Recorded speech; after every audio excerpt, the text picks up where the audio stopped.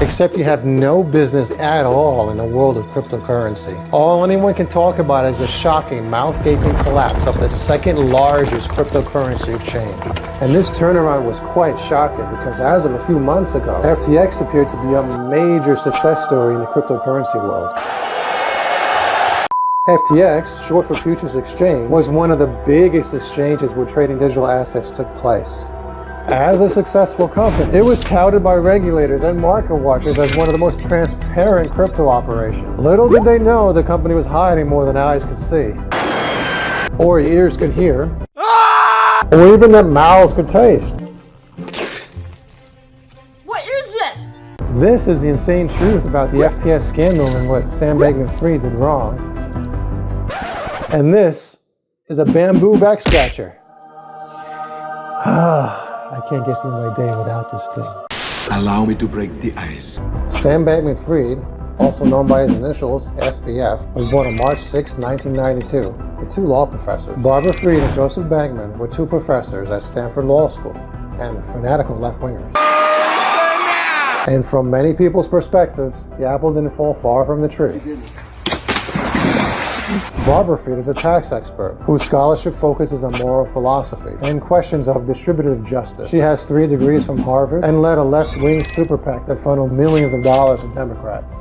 Bankman-Fried's father, Joseph Bankman, got his undergraduate degree from Berkeley and his law degree from Yale. Bankman and Fried may not have taught their son the regular things, but they did school him in the vocabulary of the high society art of effective altruism, utilitarianism, commitment to the well-being of others, and stuff like that. You know, real Sesame Street stuff, but for $500,000. And on the surface, that was what Bankman-Fried was. From 2010 to 2014, Bankman-Fried attended MIT, after which he graduated with a degree in physics and a minor in mathematics. Iridocyclitis.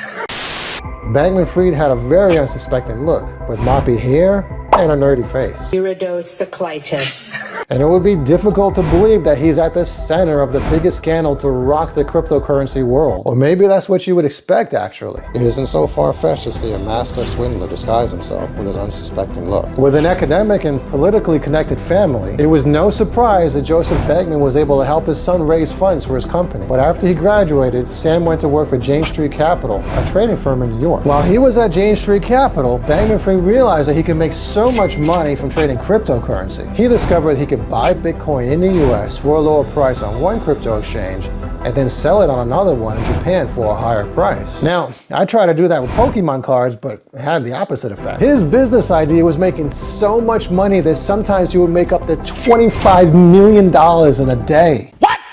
Man, I mean, I wonder how he found space in his Velcro wallet. By 2017, Bankman-Fried decided that he would use the money from the trades to start his own company called Almeida Research. Almeida Research's team was mainly comprised of Sam's college friends and some former work colleagues. According to sources, they had some special times together. Don't worry, more on that later. The new company was a success because it allowed riskier trades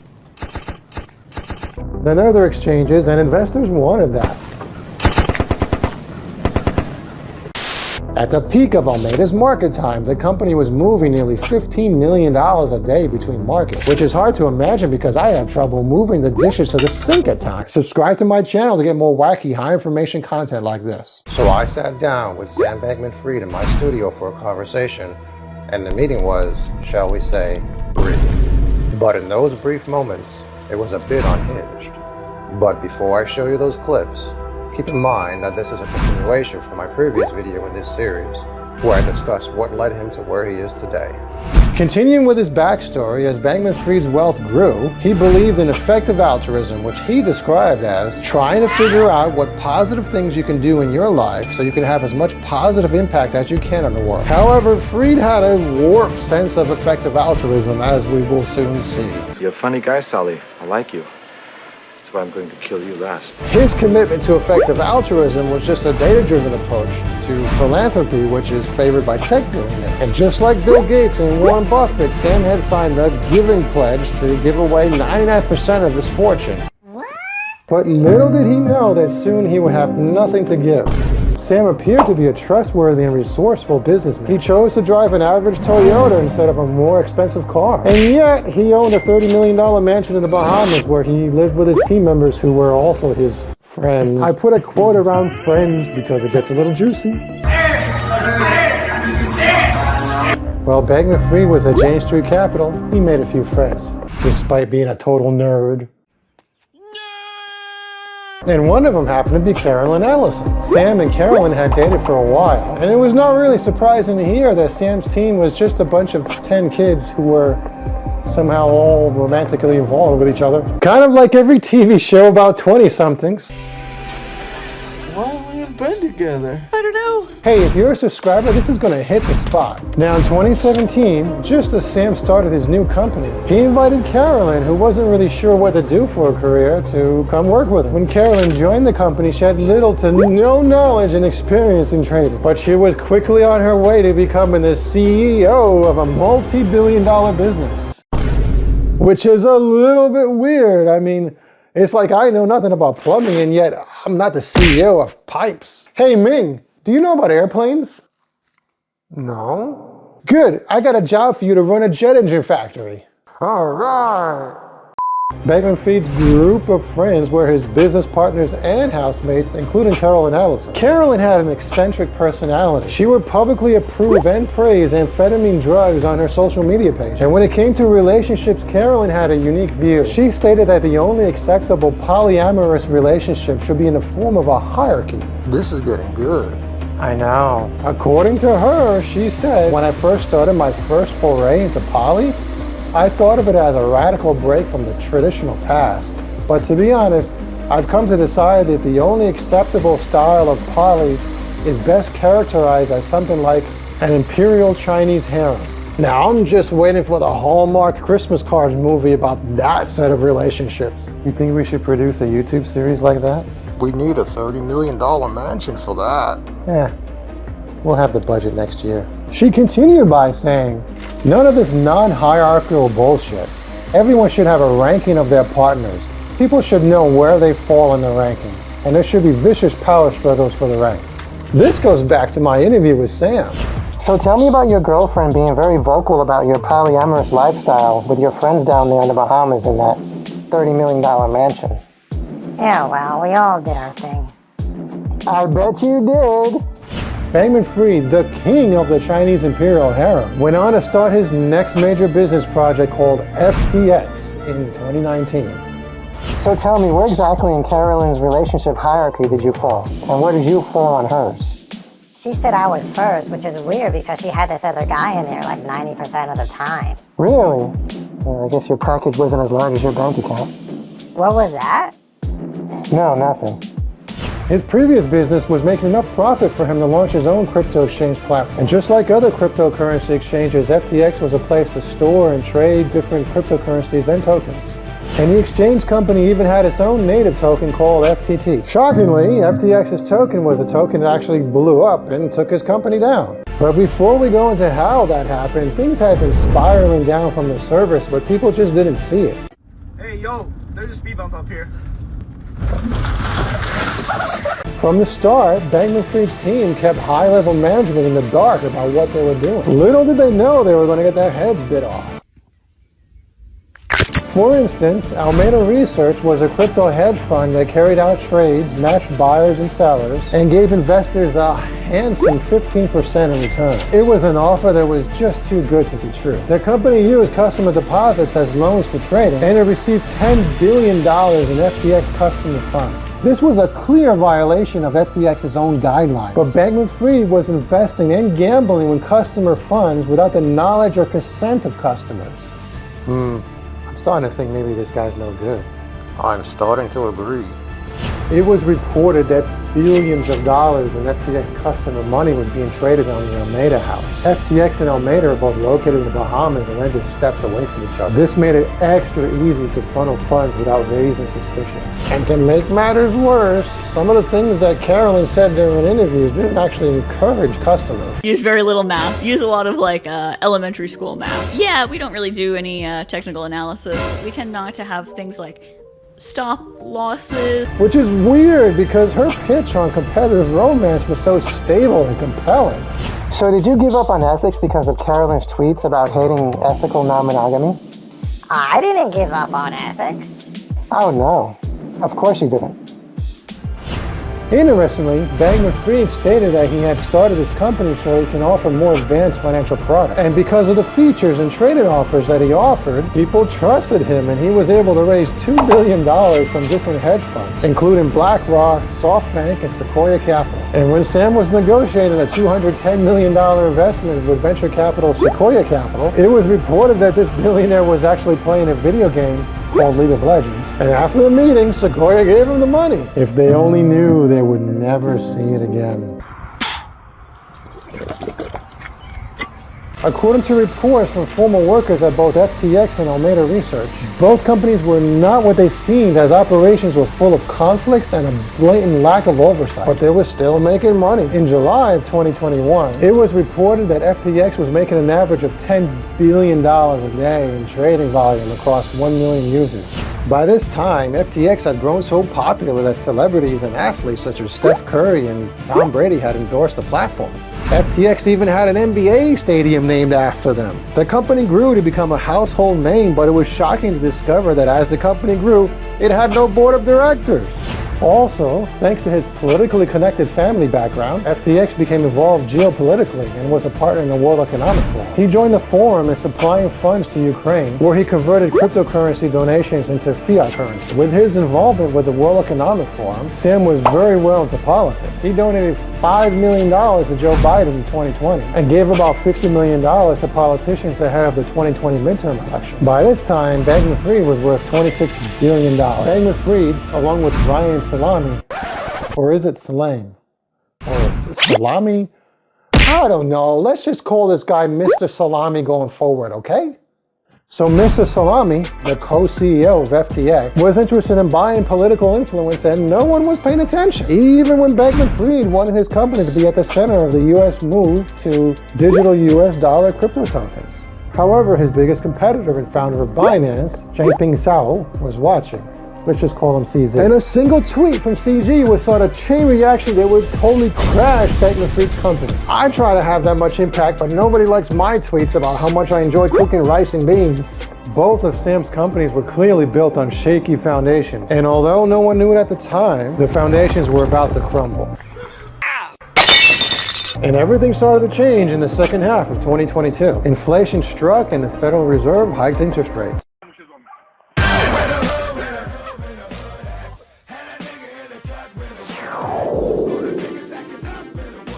This meant that things became more expensive, including loans. Because of the failing economy, assets began to crash, and chief among them was cryptocurrency. Many crypto firms began to go under, but Sam, the king of crypto and the crypto savior, began buying up failing crypto firms. And nothing deemed unsinkable had never sunk, right?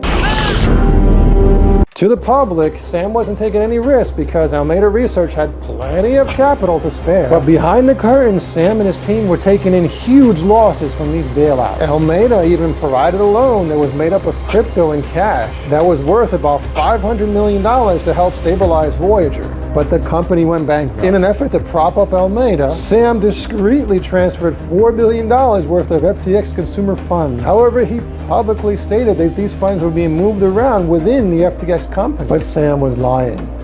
Okay, so now I really think this guy's not a good dude. Yeah, definitely. The trade was not routine like he claimed in his tweet. Rather, it was the largest transfer of tokens on an exchange. And to make matters worse, the recipient's wallet was not an FTX account, but another wallet at Alameda. With no chain of command, hierarchy, or accountability set up from the start, Sam didn't tell other FTX executives about the move. Meanwhile, Carolyn, Alameda's CEO, had accidentally revealed on a call that FTX had used consumer funds to help liabilities. Talk about digging your own grave. Carolyn had unknowingly admitted to committing a criminal activity. Subscribe to my channel for more wacky, high-information content like this. I went down to the Bahamas with Code Monkey Mike, and we set up a nice studio. Then we got into a nice discussion with Sam Bankman-Fried. SBF was quite open about all his flaws and shortcomings, and the topic became a bit juicy when we discussed Sam's girlfriend, Caroline. But little did we know that a SWAT team was gearing up outside the studio. Things ended rather abruptly, to say the least. But here is how it all started. As mentioned in my interview with Bankman-Fried, it's important to note that the funds given to Alameda were not in dollars, but in $4 billion worth of FTT, FTX's native token. But the real issue with Bankman-Fried's empire was that the FTT were simply made-up coins. And I haven't been able to get anything from my coin, Monkey Bucks. This means that for every transaction that was using FTT coins, he was using money that didn't exist. But things took a turn for the worse when information about Alameda was leaked in a report by CoinDesk. And that leak went whoosh. On November 2nd, CoinDesk published a leaked balance sheet from Alameda. The unhealthy balance sheet showed that Alameda's $14.6 billion in assets were held in FTT, a made-up coin. This meant that Sam just created a coin, attributed a value to it, and used it as collateral to finance his projects. By the way, one monkey buck is worth $26.35. Of course, as long as the coin went up in value, there was no problem. But the leaked balance sheet showed $14.6 billion in assets held against $8 billion in liabilities. There was nothing wrong with using crypto tokens as collateral, as long as they held a deep and robust market pricing. In a strictly advisory capacity, would you actually invest in monkey bucks? No, absolutely not. You couldn't afford it anyway. But FTT did not have a deep and active market. It barely had any volume and there was barely any liquidity. Now get this, when Alameda claimed to have $5.8 billion on its balance sheet held in FTT, the entire available market cap was less than $4 billion.